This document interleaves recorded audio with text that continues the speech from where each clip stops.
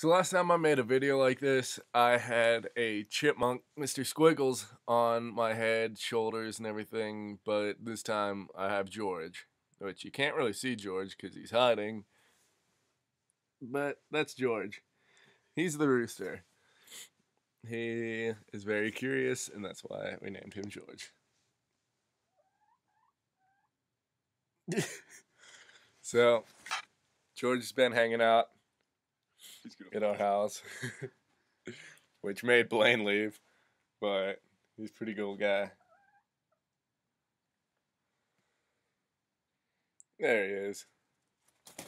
Oh gosh. He likes standing behind my head or eating my hair.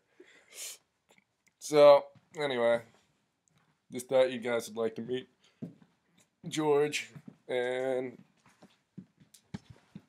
say hello. We'll go. There he is. Say hi, George. And this is our third roommate because Blaine left.